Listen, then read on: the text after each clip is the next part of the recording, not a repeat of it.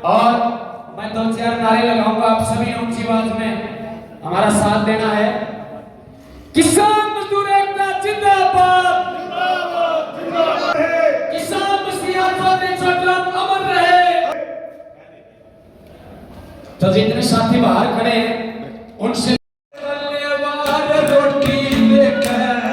देखिए, सर छोटूराम जयंती मना रहे हैं आज, और सर छोटूराम जी बड़े किसानों के, मजदूरों के, यानी मेरे वर्ग के मसीहा रहे हैं। लुटेरों से ताउम्र उन्होंने बचाने की कोशिश इस वर्ग को की है, लेकिन आज फिर हम वहीं पे जा रहे हैं।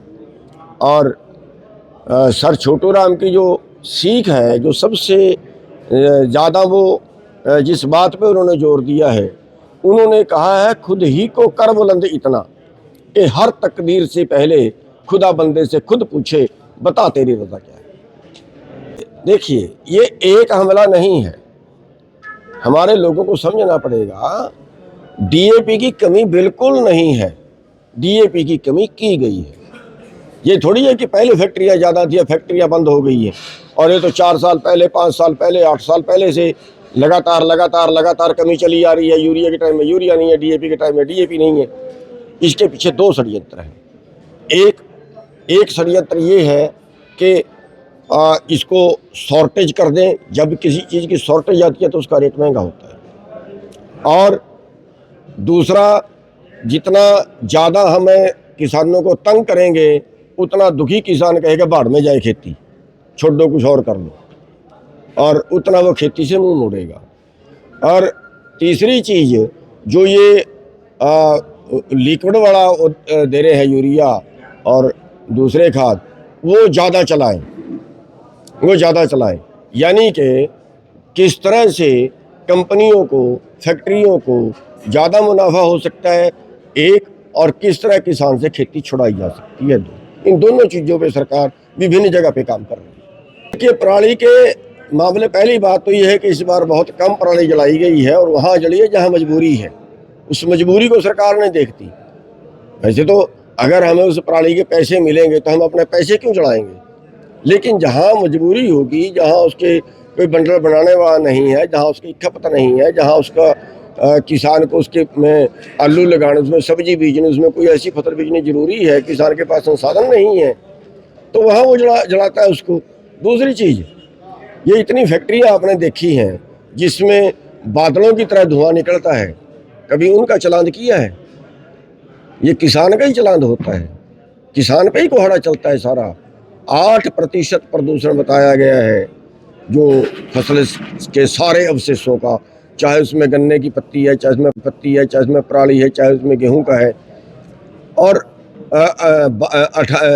92% प्रदूषण दूसरा है। उस 92% पे क्या कार्रवाई है? कुछ भी नहीं है, कुछ भी नहीं है। इस बार कितनी पराली जली है बताओ?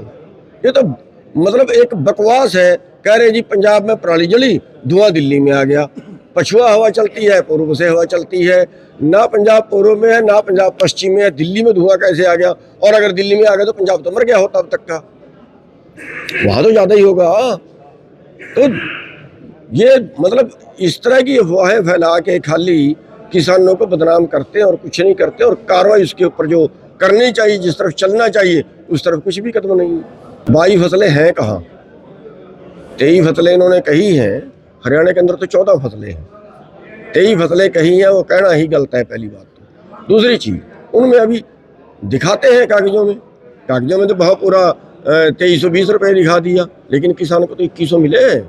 और क्या कर लिया सरकार ने? हमने भी सरकार को कहा, प्रशासन को कहा, 20 टेलीफोन तो मैंने ही कर लिए प्रशासन को। बताइए कितना वो उठा है, कितना सरकार दिलवा पाई है, कितना उसका उठान हुआ है।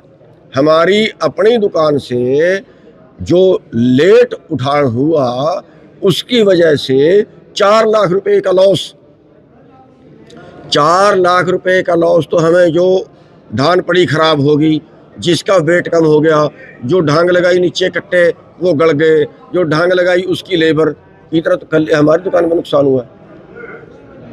ये मैं वो नुकसान की बात कर रहा हूं जो कट के अलावा है।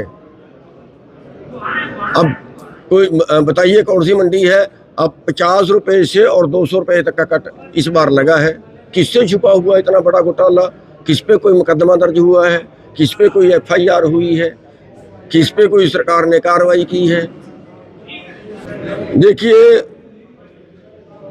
जो लोग दिल्ली कूच की बात कर रहे हैं, ये तो इस पे तो आप उन्हीं से कोई पूछे तो ज़्यादा अच्छा है, क्योंकि इसमें सारे संगठन शामिल नहीं हैं, कुछ संगठन हैं और उन्हीं से बात करें तो ज़्यादा अच्छा है उसको।